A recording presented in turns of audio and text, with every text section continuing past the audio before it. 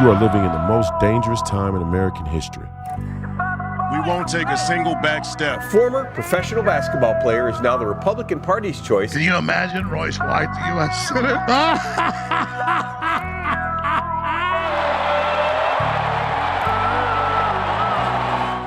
White won the endorsement on May 18th with 67% of the vote. There's nothing that guarantees we win, but I guarantee you if we lose, we will die.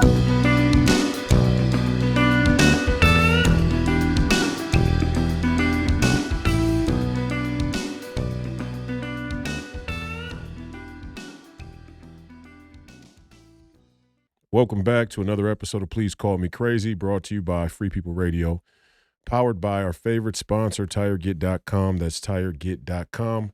You have to buy tires from somebody. You might as well buy them from us. Help fund the movement. Help support the movement. We believe in the freedom of movement, and that's exactly what the establishment wants to take from you now. I'm your host, Royce White, here in the belly of the beast, Minneapolis, Minnesota. And this is episode 244. Today we have another incredible family and friends edition. The Last Renaissance. The great AJ Barker is back in the studio today, and we are always honored to have him in the studio and on the podcast as well. Welcome back, AJ. I appreciate you being here, brother. Glad to be here. Yeah, good to have you back. First, let's start. Honestly, hey, let's start Okay, go ahead. with the genesis of the Last Renaissance idea, because this Okay. goes back years, Yeah, okay. right? Tell people why. It was one that when you came up with the name for that, we were like, man, this is good. There's something there. It captures something. Yeah. So maybe start there. What do you think the Last Renaissance signifies with that title, with that brand? Right? What does that represent? And then I'll do the same. I'll share. I'm gonna let you. My thoughts about I'm not often left speechless, but it was your. I think originally I it was think, your. I think the reason why I'm hesitant to try and what do they say? Unpack it. To try and distill it down to a small definition on the fly is because it means so much to me. Right? It's kind of like my creation, but yeah, I mean, it's hard to even put into words. I'm always shocked at how normal the lack of critical thought has become in society. Yeah. And then just a general lack of appreciation for details and nuance, not only for ideas, but art and music and sports and just culture. Yeah. Existence.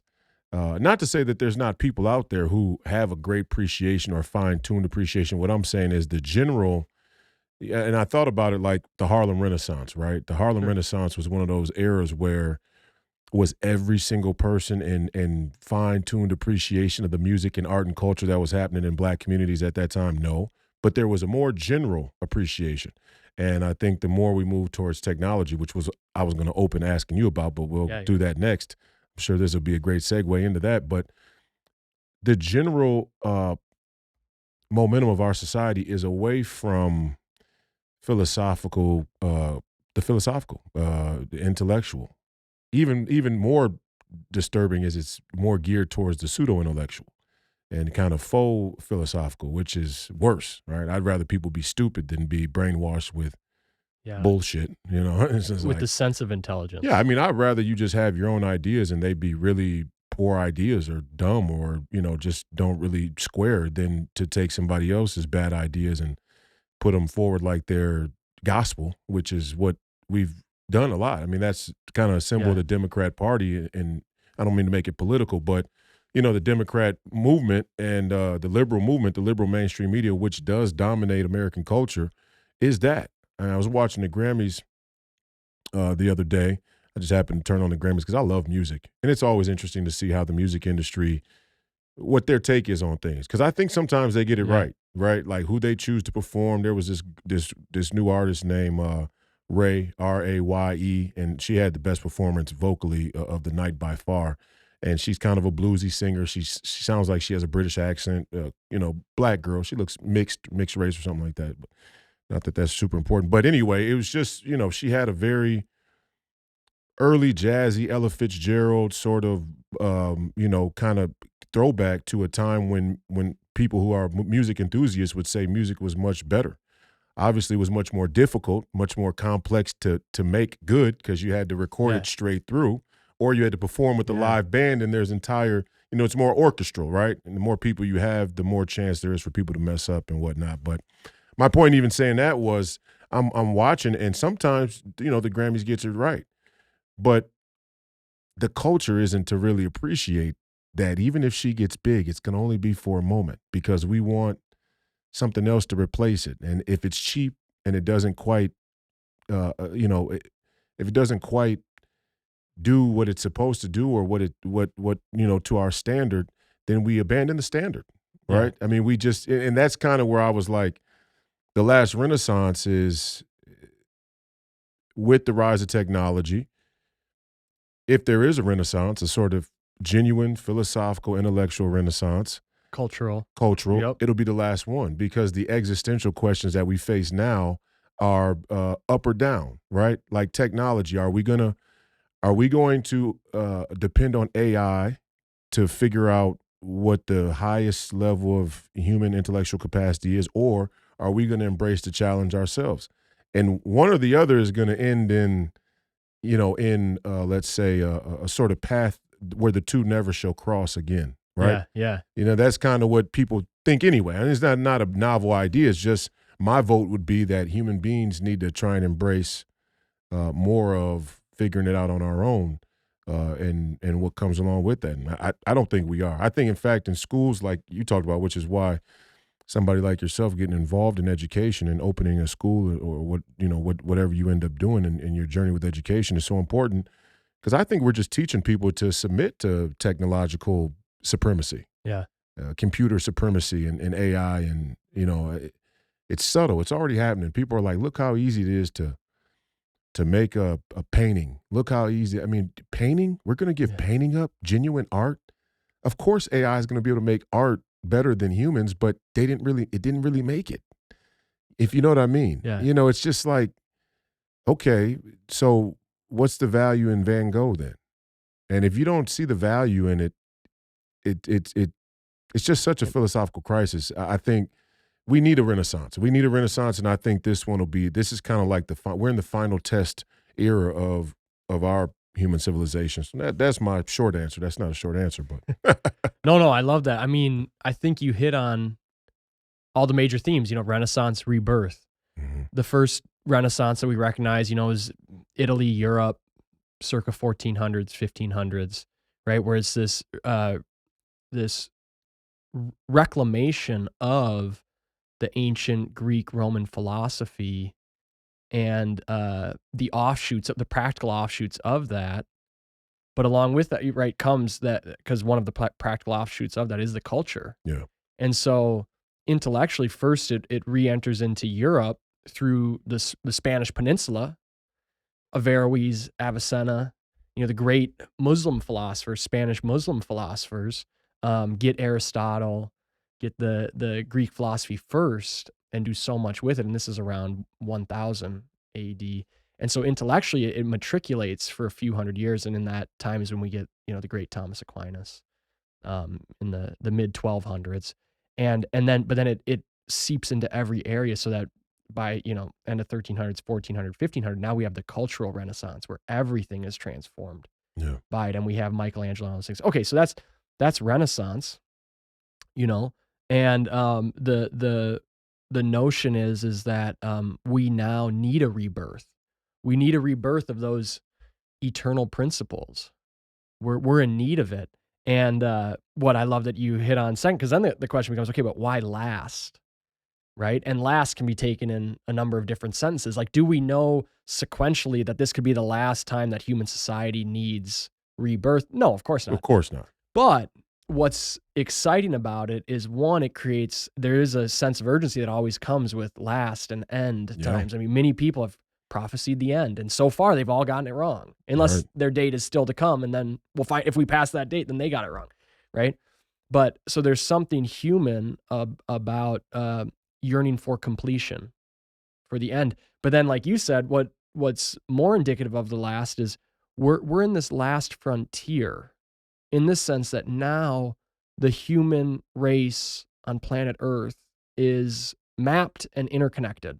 It's not just that we're aware of the Earth, it's interconnected, both physically through travel and digitally through communication and media. So now we have we're in that final frontier. Not that there couldn't be a next frontier like For sure. space Yeah, or but something. But that'd be a huge leap from. Yeah, but we as humans, we have it mapped, we have it contained. Right. It's a complete whole. Right. And so that's where you get the last vibe. And like anything that's great artistically, I mean, I even think the name Last Renaissance is a sort of artistic poetry. It's something that grips you before you understand why it grips you. And that's what's fun about this exercise is like, even as you unpack it, it's like there's more and more layers, like your little, you know, discursion onto the music scene and the Grammys and relating the broader with that particular instance. It's like, that's the thing though. And I think But both people of don't do us- that. See, no. yeah. And both of us though are fascinated with culture, with art and architecture, but as an expression of art, sports, Right. music, stories. So we don't really write literature stories in the same way. I've got deep theories about that. We're not even, we're not handwriting them anymore. So just physically, the barrier to entry is lower. The emotional weight that you wrestle with is different. You can type something way quicker. Right. You handwrite it, you got to be slow through those emotions Now you that can you're articulating. Imagine as a writer, and you and I are both writers. You're a much better writer than I am, obviously. But imagine when books are going to be completely written by AI. AI. Yeah, it's just going to be and there was an put intermediate. put the overview in of what you would want, and then you tweak it, Yeah. and then it's going to be. I mean, it's going to be the same as typing it with a group of editors, and they'll make that excuse. They'll go, "Well, what's the difference between typing it and then having 3 people overlook it and having AI do it?" No, It's but like, but even think there's about a difference. But even think about this: the great written works of old often didn't have editors. right, They didn't have people choosing a title and people Right. checking for spelling mistakes and people doing this. It was the creation of a person from start to finish. When St. Augustine writes De Civitate Dei, the city of God, and it's 1,000 pages, that's just him. yeah, When Tolstoy writes War and Peace, 1,500 pages, that's largely just him. His wife did some, sort of editing, spell checking for him along the way. Yeah. Dostoevsky and his young wife at the end of his life, she would kind of dictate something. But it was their creation. It was their thing. And so even we had this interim gap where now you get on computers, you sit behind a desk, you can offload a lot more, much more quickly. And then you have more people getting their hands on it, tweaking it, telling what to do with it. It's one of the reasons why I think that there's something viscerally true about self-publishing in this day and age, because it is so accessible and capable. You can generate a cover, you can do different things. What it really symbolizes more than anything is that this is my creation. From start to finish, this is what I've got for you. yeah, And that's something that's, very lost. But I say it because literature has effectively, it's not that it's died, it's atrophied. So it's stunted seriously, sort of gravely. But movies have picked up. So we still, even, like I said, we have appreciation for culture, and stories are a part of culture. right, And what they're doing with movies is often very fascinating. There's some great ones out there. Even, I mean, shoot, we grew up in the 2000s, yeah. and In the 90s and 2000s. the strike of, that sort of window of comedy there with the Vince Vaughns. It was a very unique expression yeah, in time. And I think even, like you said too, with, as you kind of alluded to with music, how you had it back in one time and you brought in the Harlem Renaissance, but how you had to make music versus now, art. And this is relating to AI generating things. Like, sure, they can generate a picture, but art is also an expression of the time and of the emotions that are under the surface that people are feeling, the sort of angst that people are experiencing. Mm. Great art is able to at least begin to capture that. Yeah. It begins to resonate with it. And how can an AI, sort of account for angst other than just like in theory, by looking at expressions? There's not Well, something that they're, the real question is, and this is ultimately what I was going to ask you about. I guess this is a really important sort of last Renaissance question, especially from a Western society standpoint or an American standpoint. This, kind of trends into the geopolitical, which it's all connected. I mean, it really is, especially in today's age. But on my show, I've been talking about this trajectory we're on here in America or in the West versus our natural, let's say our natural mortal enemy, which is China. Fundamentally, their beliefs, their values, their structure of government, even their spiritual and faith tradition, history is polar opposite to ours in almost every way. It has some similarities to it, but when you get down to the nuts and bolts, it's pretty stark contrast between us, which is why I think we are on a collision course. Not that we need to fight a kinetic war, but we are just kind of, when they talk about a multipolar world, there's really going to be a bipolar world. It's going to be the West and the East, and eventually the entirety of the East will be consumed or influenced by China. And what I said on my show last week is the obvious Rubicon now is AI, technology, and there's a new arms race for military supremacy, right? I mean, that's just the way it is. Yeah. If wars are going to be fought with AI and drones and whatnot, the justification for a blind Ender's Game. Yeah, right. The justification for a blind sort of march into the vast unknown of technology will be, if we don't do it, the Chinese do it. Now, my theory of the case is we have to have the utmost caution and care progressing through this technological, field to ensure that we retain what it is to be American, Christian, even human, because the Chinese won't. They and not only will they not, I'm speaking about their political leadership, but I think their form of government, their philosophy that informs their form of government allows them to reign with a sort of totalitarianism. Yeah. That is from two things. One, the charnel house of their own internal Chinese history, where all of the rebels in opposition have been killed and kind of weeded out through 5,000 years of tribal warfare, right? Yeah. Rebellion and regime change. And they've kind of whittled the Chinese population down to the people that will ultimately bend the knee, right? Yeah. And now they've suited. Yeah, it seems that they've like suited artificially, probably through that, through tribal warfare. Those things, like they've suited the population to the answer they want to give them. And on top of that, their system of government is that, right? Right. You could have a population that's like that, but your government still practice free speech, which would be like, you guys have free speech, but you probably won't use it because we've whittled you down. They have a neutered sort of population with a totalitarian regime. And I only say that because their people are less likely to rise up and give pushback against the benefits and convenience of technology, artificial intelligence in this next chapter. We here in America, we have some reservations about this. You're hearing people speak about, hey, wait a minute, do we want to go full tilt into AI? Do we want to give up, our freedom of speech or our privacy even to technology or to these big tech companies? And what do you think from a last Renaissance standpoint? I'm very interested to hear your philosophical answer to how we should approach the ongoing and coming conflict or challenge of that technological supremacy with China. Well, one of the great things that that great philosophers do when philosophizing is they choose they choose what standard they're going to distinguish between.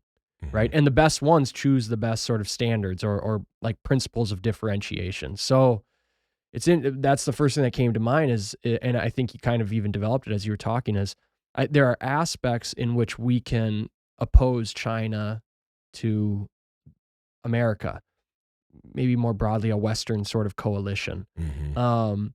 And the first and most obvious one, the one that you shouldn't avoid, is just the fact that theirs has become functional on a scale of 1 billion people, and ours is functional on a scale of, hundreds of millions. And if you take the Western sort of coalition, you're roughly similar. You're approaching 1 billion. You got to throw people. Russia in with them then too. Right, but Russia doesn't have 1 billion people.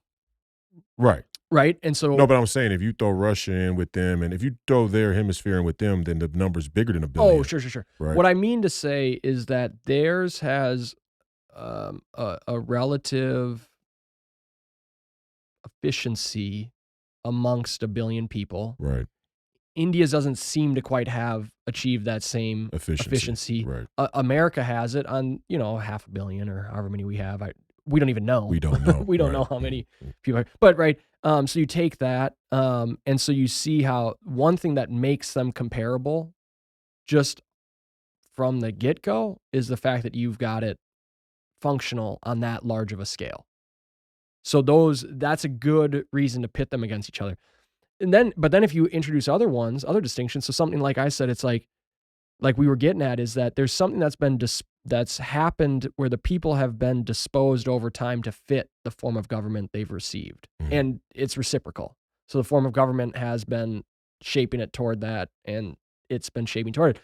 Where you think about it, it's like there's something that would be very, very confrontational with that form of government imposed here. But what do the people either in power or with dreams of power here in America try and do? They go, well, that's just because we're not ready to be disposed to it. So they're trying to work through this process of disposing us to it. But our process of disposition toward a totalitarian form, let's say, can only at max go back a few hundred years. And that's not with the proportion of the population that's here right now. So it's very short scaled. China's is, like you said, it's thousands of years old. 5,000 years. Thousands of years old. So it's like, so you look at that. Chinese culture is, they go back to the days of, ancient Egypt. They had the Chinese culture is a 4,000 or 5,000 year old culture. Yeah. And they say violence is when something is done to you against your will. When you span 5,000 years, there's a lower experience of violence, of things being imposed on you against your will.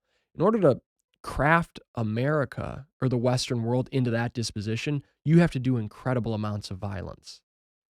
I think it's a good argument for why the spots where it's really been focused and magnified experience either immediate decay, like Nazi Germany, or relatively immediate decay, like the Soviet Union, or major social decay like you get in the Western world, where it's like all of a sudden people aren't even motivated to have kids anymore. That's like the number one sign that your psyche is just doing horribly. Right. You don't even want to generate life. You've literally become counter-instinctive toward hope in the future, right? And so I think so that's the next level, is like, well, if you take now the disposition of America, which is different than the disposition of China, then you could start to say, well, actually our enemy is probably something different than just China. Our enemy is something more like what we've gotten at before, which is like faith in God and something like either atheism or even its sort of actual expression, which is something more like a demonic form of looking at things. Because the claim is that God is objectively real. So you don't get God or no God, you get God and revolts against God. And atheism amounts to a revolt against God. And we know that because even the short period of time where you had people that were sort of out and out atheists, I don't think there's God, they've basically all retreated back to a position of agnosticism, which is just, well, I guess I don't know. Because philosophically, it was too untenable. All right. So there's a couple of things to throw in. It's like, so under one dimension, population size, sort of superficial influence and power, China versus America. On a deeper level, It's good versus evil. On a deeper level, what China's doing is not something that can just be done here. So what you have here is something more that has to do with that relationship to violence and truth. Okay, my question to you more Right. specifically, though, is if you were to set up the sort of moral and ethical parameters of how America proceeds with technology, would our national security be first and foremost, or would a sort of caution around losing our humanity and our our desire to play God, or our error to try and play God, be what takes precedent? Yeah, so I mean, it's a good question, right? Like, to kind of recast it, right? Do I care more about our international place, or do I care more about the sort of efficiency? And the only that it reason brings? I frame it this way is because I think you are one of the foremost, novel, what I would call conservative thinkers, and I wouldn't really pose it that way, but to shorthand, conservative thinkers. And this is, if we whittled it all the way down from the global to the local, between God and revolt against God, let's say the expression nationally of America versus China, or East and West, when you get all the way down to America and what is the real node of our political future, this is the divide and rift in the Republican or conservative movement. The neocon element, who will ultimately say national security is always first. If it need be that we give full tilt to AI in order to protect ourselves against foreign enemies, and that's what we should do, versus the more Christian right, or let's say the more religious of the conservative and Republican movement, that says we always got to have God first, or seek first the kingdom of God and His righteousness, and all these things will be added unto you. So functionally, that's great. Yeah, I mean that. But functionally, how do you think that actually plays out? How much do we give to AI to protect ourselves, and then how do we keep the morals and ethics around it? I'm really asking you. I mean, I know it's a tough question, but no, I think where my mind first goes to is you need philosophically, you need some grasp of providence, which is hard to grasp. So providence is how God directs particular circumstances to their ultimate end. And their ultimate end is the expression of His perfection. All right. So providence is the way in which we try and navigate how do things work here and now for good or evil, such that they will then iterate over time into other things. So the first thing and the reason I say why we need that grasp is because what's helpful with that is it's like, okay, say we go the route where we prioritize national security. It's not going to escape providence. Say we go the route where we prioritize, efficiency, economic efficiency. It's not going to escape providence. But so then the question is, all right, but what does providence actually look like? And what providence actually looks like, in a way we can relate to a little bit easier, is that the choices that we make bring with them counter swings, sort of counter forces, right? It's like that sort of physics, every force is an equal and opposite force. Mm-hmm. That's more the dynamic of history, is that it has to play off each other using people's intentions other than they mean for them to be used, so that we're moving toward something that is that full expression of the one true being, which is God's. Okay, so I say that because it's like, here's what I think about. We can talk about World War II and think about the horrors of World War II, but that's really hard to do, divorced from the context of what happens in not only the late 1800s, but then obviously the early 1900s, World War I, but even going back to like the French Revolution. There was, again, a disposition that was set in place toward the sort of conflict, and the emotions get higher, the bravado goes up. But then think about it, as that bravado is going up, as that sort of sense of, it's like, as these countries were getting into attack mode, it didn't culminate in one attack. It sort of sputters along, Mm-hmm. and it bubbles up and then it retreats and it bubbles up and it retreats. And so, World War II to World War I, I think, is best described through the lens of sort of a psychological withdrawal and a psychological assertion, which is to say, at the end of World War I, France is demoralized. France, England, every single person that lived in those countries had brothers, sons, husbands that died through that conflict. I mean, that is not, they didn't come back from that like, yeah, let's go again, right? That made a huge mark. And Germany would have been in the same boat, but for the feeling that they felt they were forced to the table to surrender. And from internal pressures, internal lack of consensus on the sort of social identity of who and what they were, they didn't feel like they had run out of fighting. And so what happens is, even though they also lost brothers and sons because of what they then do in trying to resolve that first conflict, they implement just horrific sanctions on Germany. And so now the people are beaten down, and now their momentum is growing, because as you continue to sort of, again, it's like the one side is trying to Create say, that counter rebellion. yeah, as one side's trying to say, hey, we're putting you down because look at all the trauma you incurred for us. They're now taking their side and they're going, oh, what you're doing now is, and you thought you won that war? No. We came to the table because of what happened in-house. Explain it a little more. Yeah. They came to the table. You're saying in World War I. They did not have a cultural consensus in Germany that said, we should be in this war. They were divided between a sort of empire version and a republic version, a democratic version, right? So that's where you get the Weimar Republic in the 1920s, because it becomes ascendant as the monarchy becomes descendant. Mm-hmm. And so you have an internal conflict that's something probably more like 50-50, but ideologically, the Weimar Republic is much more concentrated than that. And so now what you have is, what it becomes is people with national allegiance to Germany and people with an international allegiance. And this is where, I mean, it is what it is. You get what becomes the easy Very target. similar to what we have here. But what becomes the target, quite understandably and easily, is the Jewish people who lack the same allegiance to German nationality. Right.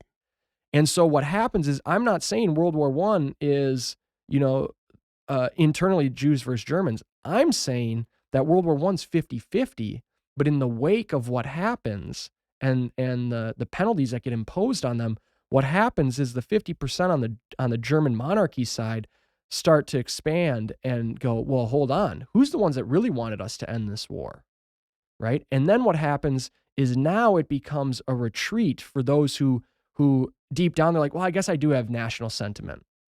And that's probably, 30 out of the 50%.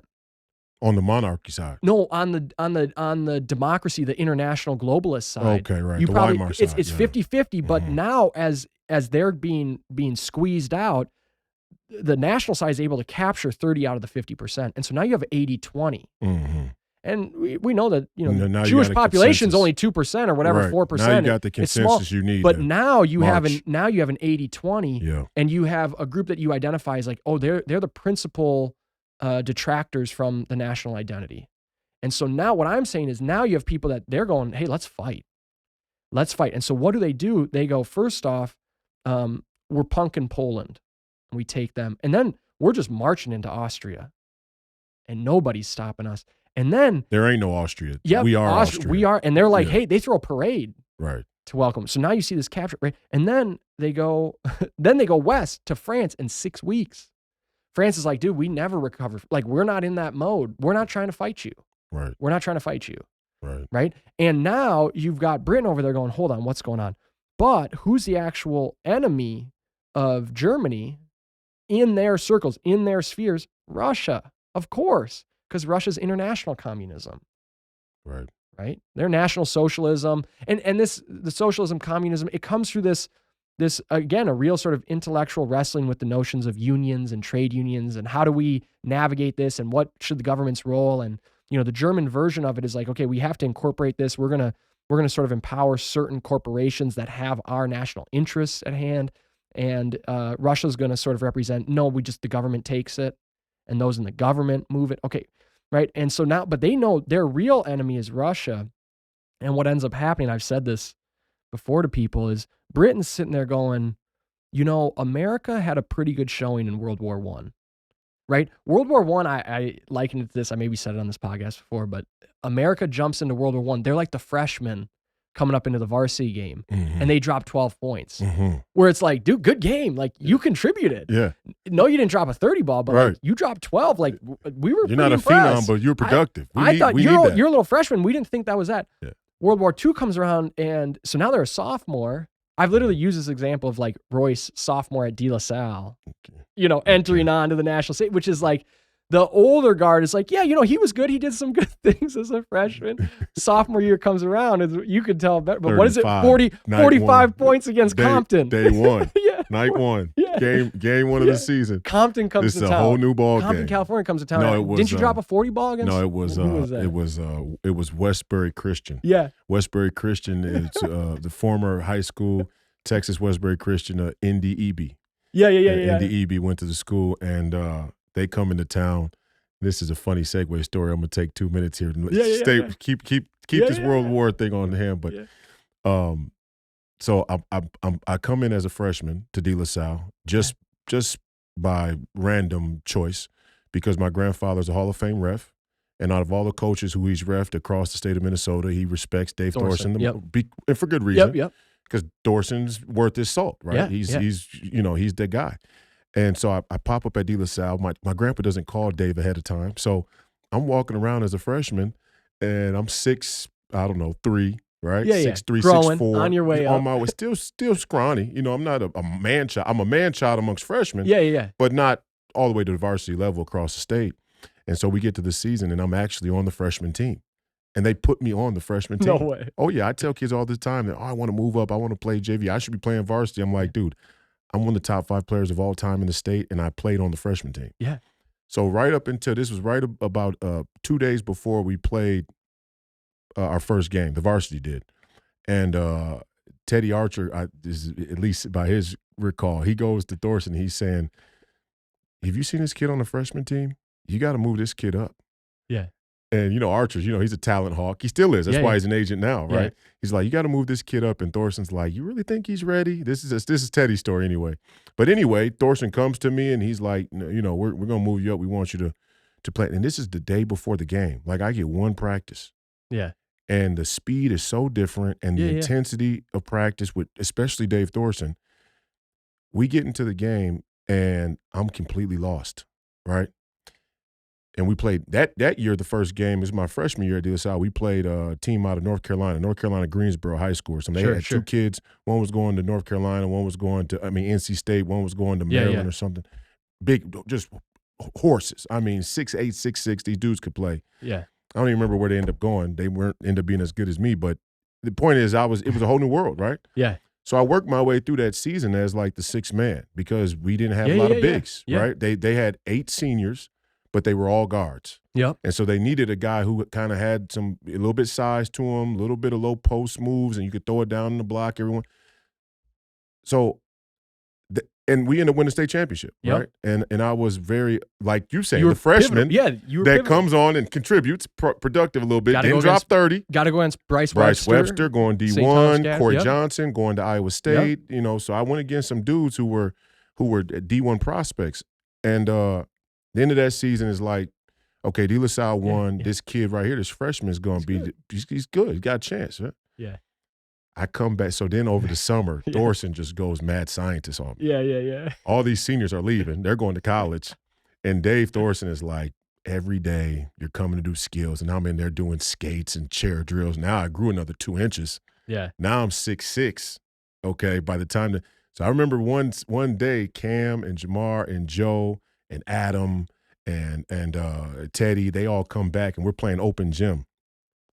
Now I've grown 3 inches, and now I'm not, down in the post with a little bit of post touch, and I'm coming down full court. Cam's guarding me full court. He'll tell you the story. I'm coming down full court, bop, bop, bop, pull up for 3, bang. And I remember one time, I still remember this day, Cam looked over at Thorson and his eyes went like this, and Thorson was back there doing this. Yeah. Yep, it's coming. In the first game, we played Texas Westbury Christian, sold out. You know how De La Salle's little gym is, packed. I mean, the whole house is packed to the rafters. And I go for 38. Yeah. Just dominant, as a sophomore, right? And it's just like a whole different world. So that's for all those out here who don't understand the context of what he's saying about the Royce White as a freshman versus sophomore in the war. That's the back. This is why, this is why I've used that as such a great fitting example, is because the U.S. in World War I is the freshman where, like, dang, you kind of put in some work. Good job. Good for you. Good job, little homie. Yeah. Right? Yeah.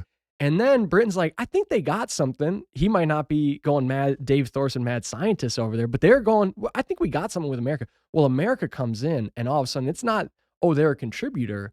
It's they're a 4-star or a 5-star. Right. And you guys actually were nothing in comparison to what they are now. Right, so part of it is that piece comes in. The second piece, obviously, is that they get squeezed out from both sides, Soviet Union and the American flank, right? And so that then squeezes them out. But you know that Germany has the fight in them because they get to the point where they go all or nothing. They go, well, you're just going to have to kill us. That's only people do that when you're in a absolute sort of fighter mode. You're just fixed into war mode, it. Okay. I lay this whole little saga out because if we look at our modern world, what we are not disposed to right now is fighter mode. You have to take on a number of deaths, a lot of deaths of people close to them, a lot of trauma, and still be rousing yourself up into a place of fighting. I had a friend say it to me. They said, why doesn't the cartel, why don't the Mexicans just stand up to the cartel and go in there? Like the men in Mexico just need to get it together and stand up to the cartel. And I go, do you know how quickly they will slap them down, dude? They will disembowel them and hang them from a bridge. I'm not saying that they shouldn't mount something against the cartel. The cartel is a major crisis going on, but that'll take generations for them to get the mindset. That's the mindset that can take on the cartel is son number 1, you're going to die for what's right. And son number 2, get ready because you're following in the wake. And we're churning out sons number 4, 5, 6, and we're going to keep having these, and everyone in the community, because you got to get ready because you're going. This is where we're at. No one is having families like that right now. Does that mean they'll never have families like that? No. It's that what will happen, because this happens throughout history, is that the people have to get whipped up into the disposition for Providence and history to play out as it's going to play out, right? And so we're just not there right now, right? We all know that even a kinetic war will breed a trauma that's not going to breed a sort of rousing, rally the troops type of vibe. Not right now, not in the big powers. You see that the Middle East is more disposed toward that because they've for a while been fighting just in the backwoods with just, groups of them. And they've lost brothers, and that's what we do. That's what we do. We keep having the kid. We keep building up because we're fighting for this thing. So theirs is more disposed, but theirs is disposed in a really fragmented way. You don't have the nations, the big nations disposed right now. And so whatever comes about is going to have to go through iterations, right? America might get slapped down. China might get slapped down. It's got to go through iterations before you get some sort of resolution to the tension. Right. So that's my take. But will AI potentially, their argument is going to be that AI could potentially leapfrog the iteration process. No, for sure. But think about it like this. If that happens and people aren't losing themselves and their siblings and their stuff, then there's no point of catharsis. There's no point of resolve. And so it's sort of aimless. Now, nothing stays aimless because all things are done for an intention. It's the only way you can actually act on anything is to be meaning to do something. Right. And so the technology inserts a sort of buffer toward having to declare your intention, but you can just see how if that just unfolds longer and longer and longer, and intention has to be sort of subsumed into it. And then you get the same fallout. but maybe delayed. So yeah, it could look different. Like I said, World War I, II, what's different from that in history prior to it is now you do have more of an interconnected world. You have the technology really proliferating, so the sort of fallout of it is much larger, much more visible. Things like, what would have been a conflict before between neighboring states that kills on the order of thousands of people, now it's killing hundreds of thousands and millions of people. Yeah. Right. And so that's where we're probably at now, where it's like the carnage is probably just larger because the technology is so much better. Right. The destructive technology. Right. But even so, it's the same thing. Things still have to cycle through. That would be my clear take. So the question is, do we do we value national security or economic efficiency? It's like, well, we've got factions doing both. They're both at play. Yeah.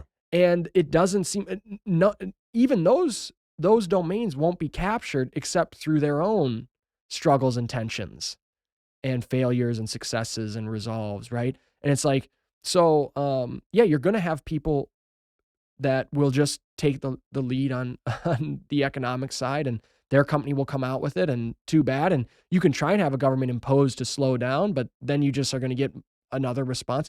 So what really has to play out is what you're looking for, what the people who become the significant leaders throughout history, and whether it's totally accurate or not, you have these people like an Abraham Lincoln, people like this, who have a much sort of deeper grasp of the forces at play. And so as these things play out, they can give better advice more often than others.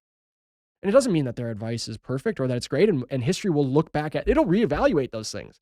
Our evaluation of any of these figures is not static. It won't stay put. And even if you see, secular liberalism trying to bring into ascendancy certain figures, that will get critiqued too. Already is. It is. Mm-hmm. By people like ourselves who grew up in it. No doubt. Who grew up immersed in it, a part of it. Their karma's instant. Yeah. And the critique didn't come for us when we were 60. The critique came when we became adult males, between the ages of 27 and 33. Yeah. Right. So the critique came then. Much quicker. With the people that it's like, by the time the people who grew up in it, by the time they're becoming an adult, you have a major critique pushback. Now the critique though isn't against economic policy A or B, it's against liberalism. It's against these, right? And so now, we start to realize where it's like, okay, it's more we're riding with it, and how do we navigate the principle? How do we try and call balls and strikes? What framework do we use to call balls and strikes? Because ultimately it's like, and now just give it a shot and answer it. Should we value economic efficiency? Should we value international security? I mean, I'd veer toward economic efficiency because it's more individualized and thus slightly more dynamic, and a little bit less capturable by people who aren't very competent themselves, right? So like international. But the question is there a way to put a moral? What I mean more is the spiritual implication. Is there a way to steward artificial intelligence with Christianity in mind, with God and Christ? Probably not up front for this reason. Yeah. As we talked about last time, how the rational mind works, right? People can go back and watch that one where we really deep dived on how the mind works, how it thinks. The rational mind has to polarize between opposites to figure things out. Yeah. It has to go between premises and conclusions and back to premises, and it has to keep doing this. So in order for us to figure out how Christianity fits in with technology, you're going to need people asserting that Christianity means there's no technology, people asserting that Christianity means an integration with technology. What does that integration look like? You won't know. People will take attempts at it, and then it's going to have to work itself out because we don't grasp things immediately all at once. We grasp them piece by piece with more or less sort of resolution. So my answer to you is like, I think the stewarding process, and any one of us could come up with good ideas for stewarding it, but we're talking about what captures a time where 80% are moving along that norm, where it becomes real and sort of actionable on a broader scale. I just think it's like, the I think the best place to start is to polarize, and I think most people who are our age are more likely to do this, polarize to the extreme of being like, probably none. We should probably use none of it and just get our bearings. We grew up in it, so we're kind of like, let's just go none for a little while. That's my thought. And that's the same thing I've said also on previous shows where it's like, if you're trying to overcome an addiction, right? Don't beeline to moderation somewhere in the middle. This is not going to work. You got to polarize to not using the thing, whether that's, media, whether that's drinking, first you got to not use it. And then maybe you got to try and find your bearings from there to integrate it. So it's like, I think that seems like at least the right instinct to go to right now is let's just not use it. Okay, well, to play devil's advocate, which I'm just doing. But people will just use it. People will just but that's the thing. They'll be like, I don't want to do that. But to play devil's advocate, not that, because I agree with you that we should polarize to not using it, just especially with AI. But some people would bring an example like to go cold turkey on some vices have fatal implications, have the potential for death. And only a few, unacceptable. Only a few. Right. We got to be really specific about alcohol. That. Yep, alcohol and like opiates. Benzos. Yep. Right. Get close. Only a few. A lot of substances don't. Now they're going to say that AI is the one, and a lot of vices don't operate with a chemical hinge point. They're going to say AI is the one. No one's dying if we don't do it. Yeah. The Chinese are going to do it, and they're going to kill us. Yeah, and that's where again a lack of discipline shows itself, because lack of discipline doesn't come out from someone on the first take being like, oh, I don't like that. It's more as they start doing it, they get afraid of more things. The boogeyman gets bigger and bigger, and sometimes it's not even a boogeyman. Sometimes it's a real thing, and they're going, well, I got to be able to beat the Chinese, or they're going to get us. They're going to capture us. All right, I mean, I guess you're probably just more likely to be someone who blows their load prematurely. I don't know. Like that's just more likely you.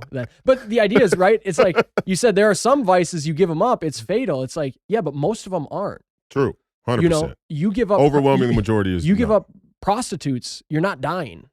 You give up gambling, you're not dying. True. You give up, any number of other drugs too, you're not dying. Even those same drugs, a lot of them can be given up cold turkey without dying. Yeah, right, true. You can give up alcohol cold turkey. There are many cases, far more cases of going cold turkey where the person doesn't die than where they do die. Far more cases. For sure. So again, all these things veer much more toward cold turkey being completely viable, right? And the few narrow ones where they're not, there's real reasons why those ones aren't. Right. And there's other things in that class. Like I said, there's other drugs that they don't trigger that same shutdown. So there's specific reasons why. So you're saying in a military and sort of geopolitical context, our relationship or our path with AI is maybe something like for missile defense or drone system, maybe we have to go AI, but to give AI over then to the full gamut of, let's say, social credit scores, surveillance, ecto farms, it can't It can't all come at once. There has to be clear lines drawn between that which is absolutely necessary, which we should even then still strongly consider, right? Because me personally, I don't like drone warfare. I think drone warfare is a very is a huge black mark really on humanity. It's very soft, but it's also it's sneaky. Real. It lacks a sort of warrior code. Absolutely. Right. Well, I think it's like we could even draw from I think Eastern philosophy has articulated it really well with The Art of War, things like that. Jiu-jitsu itself, or like judo, jiu-jitsu. I know jiu-jitsu is Brazilian, but where you have this originated from Japan, but but where you get this, where you grow through what you can receive, right? There's something like you make yourself, you take 2 steps back so that you can go more steps forward. Yeah. I think the place that wins, in any meaningful sense of the word wins, is the one that has the restraint to say, I'm going to let us lose now because we're just going to be doing the things that actually carry on, like actually have a sort of sustainable potential to them. Right? So I think the place that says, yeah, you're right. If I give up weapons, defense things, I'm vulnerable to China. And yet I'm going to give up these weapons defense things because this militarism is out of control. Right. Right. I think the one that does that, China might say, well, if we give that up, America is going to come seize it. But I think if China were the ones to be like, no, but we're actually going to do it, I think you'd see these major leaps take place, because then what you've done when you embrace that, it's not so much about giving the thing up, it's that the fear doesn't leverage you anymore. Right. That's the real thing that gets you, is your fear of all those things coming at you. This is why Christ receives the cross. Because what's the thing that the final fear that gets all of us is death. That's the one that's the one specifically that he's working to break for us. And not only that, a painful death. Yeah. Hey, you guys are afraid of death. Right. That's why Paul says even death on a cross. So he did it to death and then even death on a cross. So even a painful one. So whatever fear. The most painful, the most excruciating. Yep. Right. And what was also the most shameful, the most humiliating. Humiliating, so that's where it's like, again, he receives it so that it can totally be broken. So that one who sees it and the scales fall, they go, oh, wow, right? He literally resurrected. He did this so that we can know that there is eternal life that is possible, but we have to totally break the bonds of fear, right? And so I think it's something like that where it's like I said, this is a sort of eternal wisdom. It's the place that says, yeah, we might be at a disadvantage to you in the short run from this, but the game that you're playing doesn't get anywhere.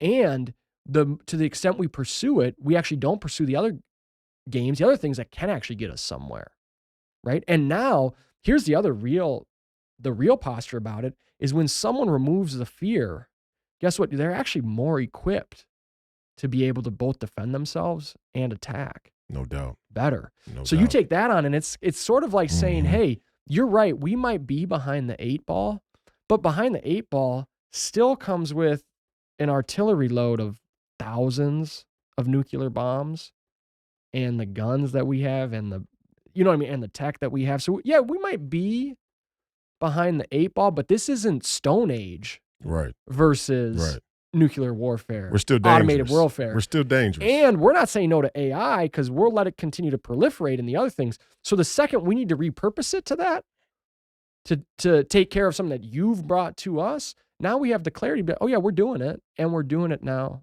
with much more efficiency and purpose. So I think ultimately the answer, as in all areas of life, is what things can you sacrifice? Right. What things can you give up? What things can you truly make yourself vulnerable to? And so if America, and that's the thing, we're just not in that place. We're too weak right now. We're too weak to expose ourselves to that. Democrats are too weak to expose themselves to the dominance of conservatives. Conservatives are too weak to expose themselves to the dominance of Democrats. And both those factions are more and more become a distorted version of a political dichotomy. It's further and further away. Our early conversations were wrestling with the ideas of Alexander Dugin, who's not even just now proposing, liberalism versus communism, but he gets to the place where he's saying that they're centralizing governments and there's peripherizing, periphery. Right? He's given us a way different framework to even begin to consider it. Yeah. Right. But our political apparatus is not wrestling in that. Our political apparatus is like full steam ahead. Who's gonna let the trans people play in the baseball game or something? Softball. Are you gonna Hence, back to the beginning of our conversation when we said, what is the last Renaissance? The last Renaissance is something along the lines of, and in my last question, I'm glad you brought up Alexander Dugin because I know you have I haven't read him for a few years. I'd have to refresh it. But I know you have a serious love for Russian literature in general, and through that you must have a semi-decent understanding of Russian culture and the Russian identity, or at least through reading. Of the late 1800s. Right. Well, Dostoevsky and Tolstoy. Yeah, but the profound thing about the Russian culture is what Russia has gone through, what Russia has come through since the 1800s, largely shapes who they are today. Just like. Well, maybe more than us. Yeah. Right? No, because for sure, that Russian identity is the Russian identity, and I keep saying this on the podcast, you gotta be sure who you want to scrap with. Yeah, right. And how you want to scrap, right? Like if I'm Muhammad Ali and I want to fight Joe Frazier, cool. I could fight Joe Frazier, but I got to fight Joe Frazier with my on my I'm trying to bring him into my territory. Yeah, I'm not gonna be bobbing and I'm not gonna bob and weave and fight away. So we want to kind of like punk Russia on this American pride, proud American basis, but really we've let our culture and our identity descend into an anti-American edifice. So and you can't go against a Russia who believes like they got that 80% thing going, like the Germans. Yes, right. Yes, and you can't. Our pride is surface, but their pride is not surface. Yeah. So we're trying to fight them on the surface, but their pride, like their national pride, their national identity comes from their history, those writers, those things that have cut their teeth intellectually, philosophically. I mean, a lot of the developments that the Soviet Union makes to this day are bearing fruits across fields, right? Whether it's technology, whether it's mechanics, different domains of science, like they really put their brains to earned things. it. Yeah, they really worked hard. They really, mined the foundations for ideas and for thoughts and for leads and all those things. Yeah. And so it's like, if we take them and we say, hey, we're gonna do this little surface level thing, we're gonna fund Ukraine so they can keep fighting you, but that's not where their identity lies, right? And the deeper you go, the more territory there is for actual sort of complementariness between identities. Because when you go deeper to that, like if America was set on like, hey, what's America's identity that it has that's like a real prowess, again, on a sort of cultural scale, historical cultural scale that no one else can account for. Well, it's the proliferation of sports. If you really look at it, what emerged in the American context is the most profound sort of like manifestation of physical sporting athletics in the history of the world. Because even prior to 1900-ish, sports are very peripheral overall. And then here you get it, and then it rises to the front. And what you get is that the degree of excellence that athletes play their sports with over the last 30 years, 40 years in America is really profound. Yeah, no doubt. Right, that's a real thing. Never considered that. No, but it's we not. We got to clip what's the time on this 102. We got to clip that. It's not literature. Yeah. America cultural identity is not literature. It's not architecture. Europe's got that. Right. Europe's got architecture. 100%. It's not literature. It's not philosophy. We can try some with technology. Technology is the next one where we try and really cut our teeth, both from Thomas Edison with electricity up through to the present day. So that's the next one. Tesla. Yep. That's the next one where we're really trying to, again, cut our teeth. Yeah. But we have to look at what our strengths are. And then what are we cultivating those things with the prowess and attention to detail, like what got them to be what they are? And the quick answer is not at all. I mean, look at how the sports landscape's degrading. No doubt. And we don't know how to navigate that. So we're going to lose the thing that is our actual contribution. Well, and actually what's a real sign of our counter instinctiveness, like you said earlier, is we actually have gone out of our way in many ways. We've gone out of our way to make sure that our athletes who are kind of bred and brought up and bred in this in the greatest domain that we've created. Yeah.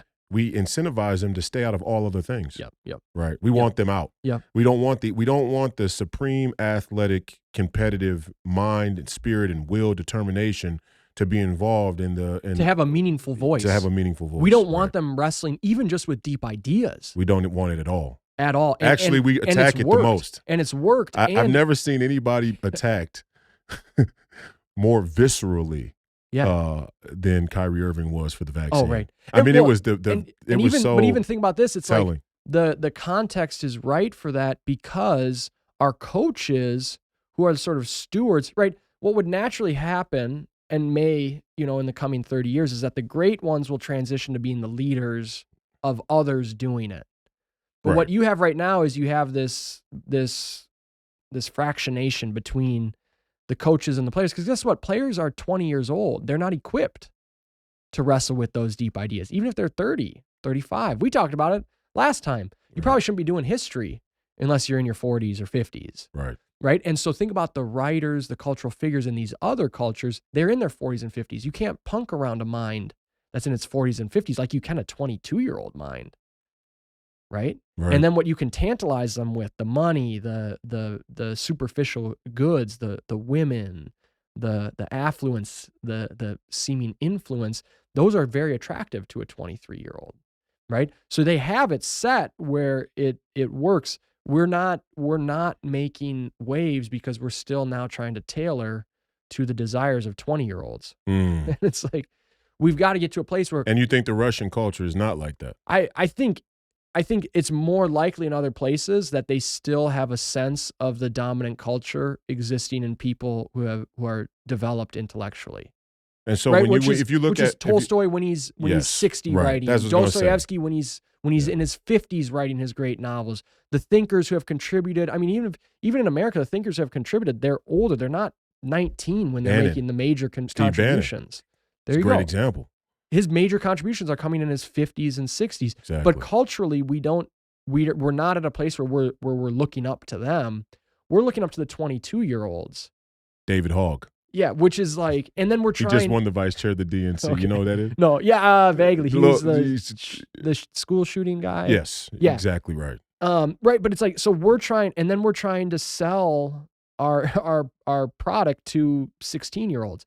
I mean, and no, what makes it worse is not only that, then we actually want to try and convince a culture who's dealing more in reality, who has more nuclear weapons than us, and we want to tell them that they're the crazy ones when they say no, we're not doing this. Yeah. Like, they're not playing games like that. I mean, their president's been president for like 20 years and he's like 60 some years old. It's like they're entrenched in that identity, that portion, that the perfection of the human form, which is just the completion of it, occurs in your mid 30s and then rides it for 10 to 20 years there. They're dealing with that sphere of people. We're dealing with an adolescent and premature sphere of people. And so adolescent transgenders. Right. Yeah. Adolescent, quasi-gender, whatevers. Omnisexuals. Omnisexual. So again, because kids are just like, I'll bang anything. Yeah. Some portion of kids will just think that. Right. Okay, so you tailor your culture to that, and it's a mess. It's a mess. You know what I mean? They just want to play beer pong and get hammered, and whatever happens. And whatever happens, happens. Whatever, let's do it. Yeah. And so that's the key is like, right? The point is that we have to get to a place where the thing that we're most prolific in, becomes a thing that also has a mature, real identity. That's what we need to be working towards. And that's fine if we cut our teeth on political philosophy and law. There's probably a real case for the legal system in America being its most profound intellectual contribution. What about our structure of government? There's a real, I don't know. I think our political philosophy, probably less so. I think where the political philosophy is probably best is through its legal aspect. Well, you don't think the separation of powers? No, because every place is doing separation of powers, and to some degree. And I think, I think America effectively overdid it. I mean, hold on, wait a second. Let's talk about what about the. Okay, well, this wouldn't be a separation of powers thing, but what about free speech and free and Second Amendment rights? That is not a common structure of government or citizens' rights across the world. I know, like Antonin Scalia said, if you look at the Constitution of Soviet Russia, more beautiful than ours, you have a right to freedom of speech. You have all this stuff. They just don't actually give it to you. Right. And our country is working tirelessly to not give you no doubt. The ones that are enumerated. In theory, I mean. In theory, but that's the point is, in theory, a lot of places match it. Yeah, a lot of places match it. Well, not Second Amendment though, right? It'd be interesting. I don't think many countries But here's the real have key. a genuine Second Amendment. I think, first off, one question is, we did checks and balances. Is it enough to just have checks? And is it more perfect to just have checks in place? That's one a very checks the other. Question, right? Not one checks that one and the other one's checking this. It's just, does it just need a check in place? So that's one question. And then the other one is, we said life, liberty, and the pursuit of happiness. Well, pursuit of happiness is totally ephemeral, meaningless. It's poetic, but it's meaningless. It was actually the right to property. Property Right. was the third right in natural Which law. they took away, So and you'd it have wasn't life, by accident. Yep. So you'd have life, liberty, and property. Yeah. I think we'd have a much more profound system of government if that was What it was. the basis. No doubt. Yep. And so I think there's a number of these things in play. And then we have the natural degradation of the principles that are founded, which also shows that the principles had some holes in them. Right? I think there was an achievement, but I think the achievement is coinciding with the legal achievements. That's kind of my point. And then we've seen deterioration in parts of the legal structure, but also a continued sort of advance in other parts of it. True. So I think the question becomes intellectually, what do we really contribute? It's not, we don't really contribute much to philosophy, certainly not speculative philosophy. We're not doing that. There could be a case for legal philosophy branching into sort of political philosophy, there being a real contribution taking place there. But then if that's your area of expertise, what do you do in an area of expertise? You don't just do it once and that's it. You keep mining it. You keep perfecting it. And I don't know how much we're doing that. Yeah. But yeah, I think that those are things now where you can start to see America. If we start investing in those things, then we can see our identity strengthening. Then we can see those things taking place. Like I said, culturally, it's sort of sports, movies. What would you see China's contribution as at current? I think the art of totalitarianism.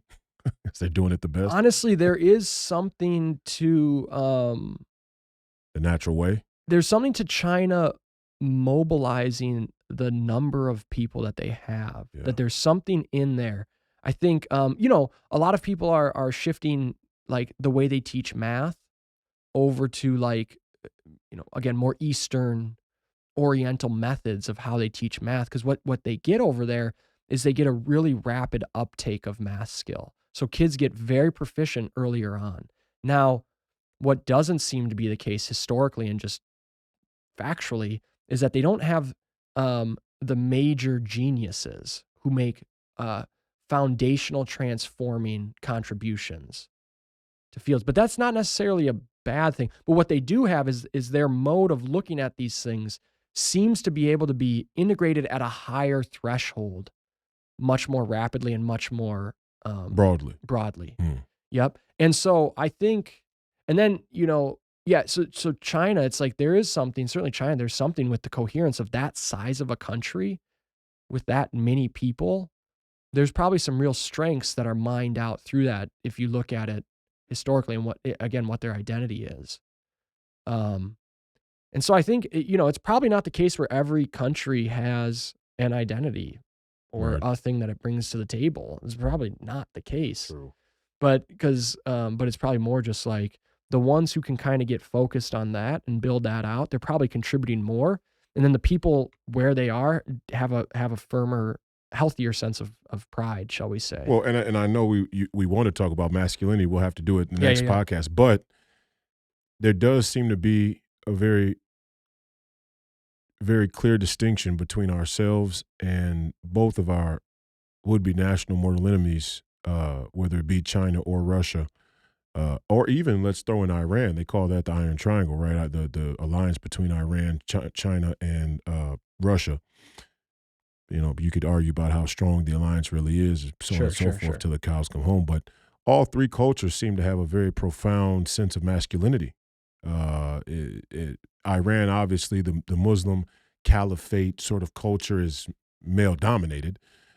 China, even though has banned effeminate and transgender material in their media, which +1 for their totalitarianism. I don't like totalitarianism, but if there was a something that I'd say that they're getting right, they're preparing for a war, and they don't want one. My take with the Chinese, I said, is the one relic of the ancient Chinese culture that they still hang on to, despite their European ideology, right? Because communism is a European ideology. But the one relic that they hold on to from ancient sort of Taoist Chinese culture is if they can win a war without striking a blow, that's what they're going to aim to do. They have a patience. They have a patience to them, right? They'll wait. Yeah. They'll wait. And the Russians are just full-blown masculine. I mean, Putin just kind of exudes, and then they're going to say I'm fanboying, but Sure. he kind of just exudes a masculine, leader. And the Russian culture is like very, it's hyper masculine. Not to say that there aren't women or beautiful Russian women. Is the ballet is a very feminine sort of artistic and thing. And if there's one thing the Russians have contributed as well, the ballet in Russia is next to none. But it's a hyper masculine culture. What would you say? What would you say contributed the most to how masculine Russia has turned out, and what do we do? Can we even close the gap where we are now if we made certain strategic changes? Yeah, well, I think no country avoids masculinity or not. You get either deformed versions of masculinity or more resonant, reconcilable forms of masculinity. So, I mean, in America, we just have these deformed versions of masculinity, these sort of excesses, these sort of defects. It's like these like bulges on the side of a head, the type of thing where it's just like there's just deformations in it. But you have, sports are incredibly competitive, and especially the male contact sports are they're just male. Yeah. There's not a axis of female football players coming up that are drawn at all. It's just not a thing. Right. And so you have, you have it here too, but it's actively opposed and repressed. And then the ones who are in it are also giving lip service to just totally non-masculine, anti-masculine ideas, which is just itself unmasculine. So, yeah, I mean, the thing that seems to take place, I think, is that the deeper you get into philosophy in general, just asking questions about things, trying to understand how things work, how they operate, things fall more and more into their place. And I think what's happening right now, China, Russia, and Iran are asking a lot of questions internally. They're really wrestling with things. And so what you maybe see is a more pronounced masculinity because it's maybe less deformed. Probably still has some deformities, but maybe less. And, a lot of people don't know it, but, the distinction between Iran and the rest of the Muslim world is that it's the bed of the Persian version of Islam, which was much more philosophical, which didn't capture Islam. It actually got sort of relegated to the outskirts of it. But you have a much more philosophical, intellectual heritage in Iran. And that's probably the distinction. It's probably where there's more contemplative. Yeah, and there's probably more of a symbiosis between China and Russia accordingly. And Europe, Europe has basically just given up the game on philosophy of time. I mean, I see them as far, far, far more retreated from any of it than America is. I think America, you have people with real energy, real life. And Europe is certainly the main places that, the Italy, France, England, Germany, Spain. It's like, it's just non-existent. There's no even trying for it, which is its own, sort of psychological dynamic going on there. But yeah, so you have, there's something there where it's like Russia, China, Iran, certainly Russia and China are really trying to wrestle with ideas. America is sort of trying to and really not trying to. We're always trying to carve out the boundaries of what's allowed and what's not, which you can't wrestle with ideas in that context. So Elon comes into the fray and sort of frees up Twitter and then has to retract back. And then it goes through these contractions and expansions and contractions. There's not an actual wrestling going on because ideas move things. Ideas move actions. So the second we start talking about them, what happens? Actions start to change, and that's when you get the contraction. And so we're just not there yet. Whereas the other places, are wrestling with it and what comes about through that. I mean, we're seeing it right now. You're seeing the swing back against transgenderism culturally, Right. dominantly, Right. where it's like, okay, that idea gets matriculated and then wrestled with and has to have its own censorships going on for the last 10 years. And now you kind of start to see it just release a sort of catharsis, it unwind. It doesn't have to be against any one individual who's caught up in the mix and like anyone, fighting through this life, trying to figure out how they want to live, how they want to be, how they want to see themselves. It's the idea itself just doesn't have legs. Yeah.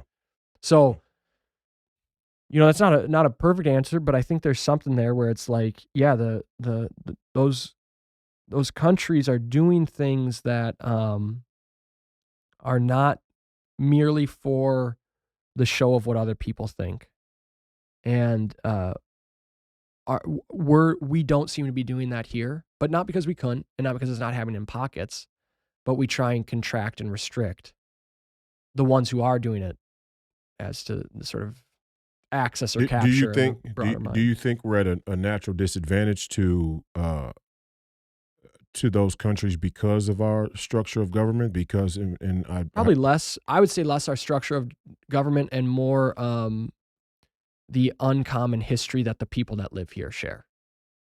Like, because we just don't share a common history. right. It's a mashup. Yeah. Yep. And But and I mean, even more even the spheres of common history where you have them go back 50 years or Right. 70 years. No, but I or mean more so. 120 years. More so in the sense that, those questions, those countries have the unique ability to force their people in some respects to ask certain questions. In some cases, they can answer those questions for them, as to where America at least tries to pretend that we're going to let the people answer the questions for themselves, which is, do you think we're at a sort of natural disadvantage? Because we, all three of those countries really are dictatorships. I mean, even though Vladimir Putin enjoys broad support, I'm under no illusions that Sure. that the Russian elections are legitimate. I mean, I think the result reflects what the Russian people want, but I don't think that I don't think they're leaving it to chance either. It's kind of a double there, right? Yeah. They're in a moment, a period in time where they are desirous of a single Right. stable leader. So whether they do it through a ballot box or It not, doesn't matter. the result is They might as well crown him king. It wouldn't matter. Single Yeah. unitary lead. Yeah.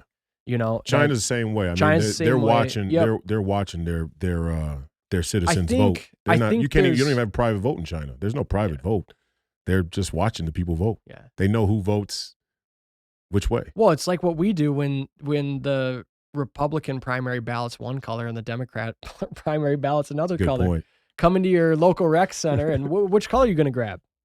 Like, It's a good that's a point. psychological It's a good point. Yeah. tool. That's not anything other than that. Yeah. It's so scam. yeah. So I mean, we're doing that. That makes a private vote public when you do Yeah. that. No, but the difference is in China. I wouldn't say so much in Russia. I wouldn't throw that on Russia, but in China, if they see you and they catch you not voting with the winds of the time, you could actually suffer real harsh Sure. retaliation. In Sure. America too. I mean, you could say that the MAGA movement and January 6ers and all these You people, get fired.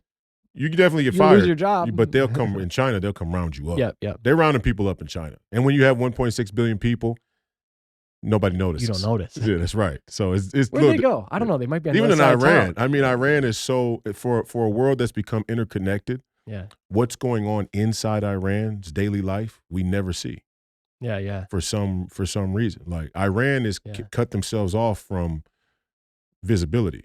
Yeah, in yeah. terms of like daily Iranian culture, right? So the question is, But America is kind of we kind of what I'm saying is, I like that Donald Trump went to executive order, even if that is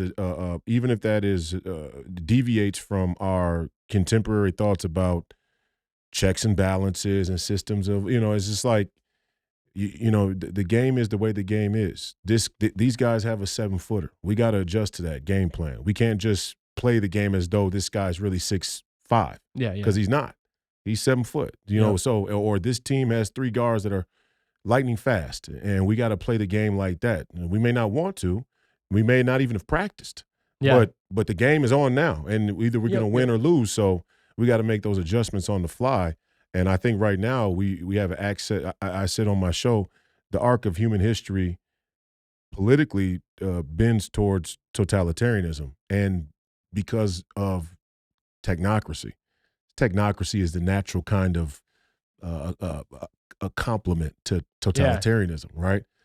So I mean, we're just kind of, at least in our core values, we are opposed to both things, but we have to fight a war with people who will utilize both things and the advantages of those and things. the advantages of those things. Yeah, I mean, I think so the question kind of is like, are we at a disadvantage for having the kind of, I don't know, maybe transparency we have, right? At least the perceived, or I think the disadvantage probably comes less from us having transparency and more how we try and manipulate it. I think there's probably something that's pretty common where we're all trying to achieve, certain at least broad category things, success, affluence, power in one sense or another over ourselves, over other things. And so it's like, I think you more just have to navigate how the individual places are putting up their own obstacles to achieving it. And so I think that our obstacles look different than the obstacles in China, but China has obstacles and Russia has obstacles and Iran has obstacles. You know what I mean? All the places have the obstacles. So you got to try and identify them, right? So you can push through them so that you can get to a place where, again, more honest conversation can take place and more, honest ideas can be the fruits of those things. Okay, I'm gonna do something I never do before. I never do on the show. I'm gonna do rapid fire at you. Oh, geez. All right, rapid fire. Okay. Call the balls and strikes, yes or no, up or down, and I'm gonna do let's try it. I'm gonna do like 10 things at you. Okay. Clone armies. No. Okay.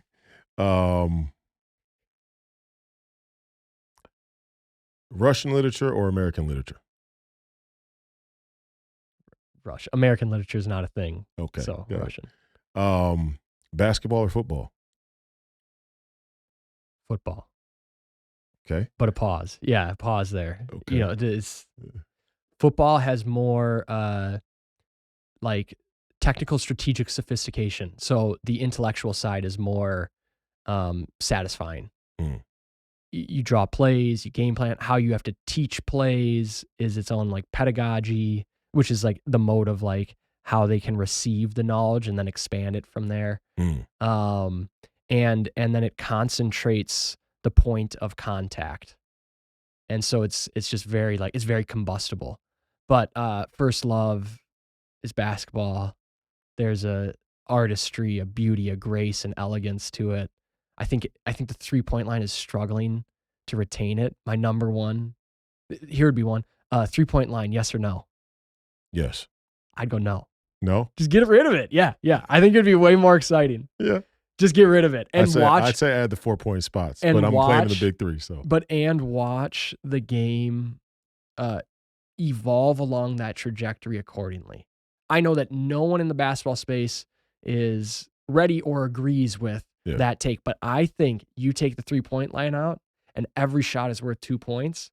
You will start to incentivize a way different style of play. It's certainly going to get more physical. And I just want to see it. You know what I mean? It's like, it's going to get more physical. Even if it doesn't that's last, sure. like I just want to see it. Give us a couple of years of just who rises to the top in that landscape. So, yeah, so football, but love basketball. Okay. A kind woman or a quiet woman? Got to pick one or the other. One negates the other. Either she's quiet but don't know if she's kind or not, or kind and you don't know if she's ultimately kind. Kind. Yeah, the quiet would have to be ordered toward kind. Kind. Yeah. Okay. Last one. Chiefs or Eagles? Who you got? I mean, that's the least interesting one to me, but yeah, no doubt. Always been disinterested in the Chiefs for little things, but I think maybe I'm gearing toward the Chiefs. They're gonna win it. in this. I have no idea. No clue. I heard that Jalen Hurts' entire like professional team is all women, and I was like, why? Like he like boasts about it. His professional team. Yeah, like his media managers, his financial managers, his all this stuff. Like his whole thing is they're all women. He's banging them all. It's like his way of empowering them. But to me, yeah, I'm like this is just a lust. Like It's an easy answer though. I know. yeah, and so it's obvious. just like I'm like I You're don't know not- what you're- games you're playing. You're I don't not. know what's- You're not Certainly if breaking you- new ground. Buddy. Certainly, if you have a girlfriend or wife that's incredibly rude to them, you know. We've seen this play before. It's called Wild Wild Country or Jonestown. Yeah, all right. wild. It always ends up Raj in a sex Niche. cult. Yeah. Yeah, it's just we know where this ends. It's like what? But so that one always just threw me Jalen off. Hurd, we don't. I don't know if the. I don't know you at all. We don't know you. We're just spitballing. But I'd probably encourage when even you unsolicited, I'd probably encourage away from an all-female personal, management team. what about Gaddafi with the Virgin Guard? Yeah, I mean, it didn't work. it didn't guard you. Yeah, like I don't know. Yeah. No, but Oh man, that's funny. I didn't even know he had that. Yeah, no, That's hilarious. he had a virgin proletary guard. Definitely disrespectful to your wife. I don't know. Was he even married? Maybe he had multiple. But it's a Muslim maybe country. he I had mean, he's probably multiple. has multiple wives. Yeah, but I guess these virgin women were supposed to be the best, guards of the most loyal, and I don't know what the thinking was, but I don't know if I believe it. Probably not the best at hand-to-hand combat. I'm sure when the Libyan revolution started there, encouraged by Western forces, yeah, guarantee that Virgin Guard cut and run. yeah. I don't think they were there when they finally captured Gaddafi. No. No, I don't. Yeah, Yeah, no. yeah. So My best could be that's no. funny. Parting shots. I know you're a big Thomas Aquinas guy. Give us something from Aquinas to end here that you think is important. Oh, relative to this stuff, yeah, lawyers to this day use Thomas's treatise on law from the Summa as the sort of foundations of their understanding of the principles. Our republic largely comes from those same principles that Thomas enumerated. So, I mean, the brilliance of him. He has another work that I called De Regnum on kingship, where it talks about more specifically political philosophy of a single leader. Mm. So there'd be one, and it's a more accessible one. What's that one he again? writes. It's called On Kingship. Mm. So people, we've asked the questions over Republic, obviously what's going on in the East and things like that. We could probably read. It's a short work too. It's maybe 20 pages or something. We could maybe one day read that and come back and talk about kingship, because he definitely would lay out all the principles exactly as they are. Yeah. So Appreciate you being in here, brother. Again, this was a very enjoyable conversation. yeah, as always. So we got to do it more often. Me and AJ, we used to talk like this for hours. But things change. Yeah. We got to get back to it. Hopefully the Last Renaissance will be getting rolling full tilt. This is the second Last Renaissance podcast. Yeah. I mean, every time me and AJ do it, it's the Last Renaissance. We're actually going to title this one The Last Renaissance. Yeah. And pretty soon we'll get the Last Renaissance channel up and get that podcast working. I'm very, very skeptical of how the algorithm is working with YouTube. The one reason I say that is because there's always people who are like, I just found your podcast. And when they do, they're like, we love it. Why isn't it bigger? And I don't have an answer. Maybe it's our lack of promotion. Maybe we don't know exactly what we're doing. But if you are on the channel regularly, you like the content, you like these type of conversations, please subscribe, like, comment, share. Do whatever it is people do with this type of content. And we want to make it, because I think we're having good conversations. I want other people to hear them, but it's just there's so much out there, right? And there's so much nonsense. One of the things that really worries me about our culture is another sign of decadent culture globally. I don't think it's just in America, but globally. You talk about philosophy and just interest in thought and critical thought. It's a huge decay for how interested people are in watching other people do things that are trivial. Yeah, yeah, right? yeah. There's an entire ecosystem now of people watching other people do things, and it's not have conversations, right? Yeah. Like if you're interested in watching the old debates between Reagan and Bush, it's like, okay, I'm watching two other people have a conversation, but there's something to be learned here. Yeah. We like to watch other people put their makeup on. We like to watch other people Crazy. play video games. Our young Yeah. people like to watch other children play with toys. We like to watch other people's daily journeys of self, health and fitness, and, Yeah, yeah, and yeah. we're so obsessed with other people living their lives. They're trivialities. That is funny. That is peculiar. It is peculiar. It's real. As a kid, I would never in a million years find any joy in watching somebody else Play with a toy. play a video game. Yeah, yeah. I'm not going to watch you. I want to play. Yeah, yeah. Like I want to play and I Yeah. want to win. I want to see if I can figure it out. Why would I want to watch you? That's why we had the Nintendo 64 with 4 controller slots. You feel me? Yeah. Yeah, and yes. Yeah. That was back when you had to plug the controller into the You console. actually had to plug it in. It wasn't wireless. Yeah, It's yeah. physical. There's something to that. Yeah, yeah. As soon as you went wireless, all of a sudden people start losing the value of yeah. it, dude. Like, Yeah, come yeah. on. Like, imagine me and you coming up watching somebody else play Dragon Ball Z on the TV for hours. It's The worst part of hanging out with friends is when you had to wait your turn to play the game. Like when you had a group of 3 and 2 of them are playing and you got to wait to get on the That's sticks. the worst That's part. the worst part. Yeah. And you're even shouting out, kind of honorary, little jabs from the background because Yeah, you yeah. really just want to get back in and play. Yeah. You know what I mean? I might, Just I might itching spark to a little get back. fight between. I might instigate a little shit talk between these two Yeah. to see if I can hurry this game up. You know what I mean? Yeah, remember, like, if there was a third person and the 2 were playing and the third one got distracted, Yeah. they'd quick start up the next game. The 2 that were playing would be like, let's run it back, get started. oh. Because if they weren't ready to You take over can't the go to the sticks- bathroom. Yeah, yeah. You go to the bathroom and get something to eat. You It's come over. back. It's over. Well, They're- how's it the first quarter again? Yeah. No. So, dude. Sorry, you missed the... You weren't ready, missed the dude. window. You got to be ready. AJ Barker, ladies and gentlemen, love you, man. Appreciate you Love you being too, in here brother. again. We got to get another podcast done here in the near future. Yeah, we will. If you get a chance to let the people know where they can follow you. I know your Substack. Substack. That's the one. What is it? ajbarker.substack.com. ajbarker.substack.com. You can go read some of his incredible works, and we wish you all the best in your educational aspirations and, Yeah. and journey. We'll roll that stuff out, too. Yeah, cool. Yeah, Cool, man. good time. Well, that's it for me, ladies and gentlemen. We'll see you tomorrow morning on Real America's Voice, 9 a.m. Eastern, the Royce White Show before War Room with the great Steve Bannon. We appreciate your viewership and listenership today and in the future. The fight continues. God bless America. Godspeed. The people are coming.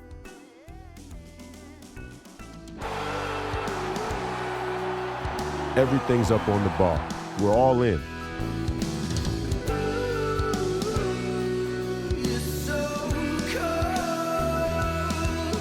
We get to decide. Do you want to live on your knees, or do you want to die on your feet fighting?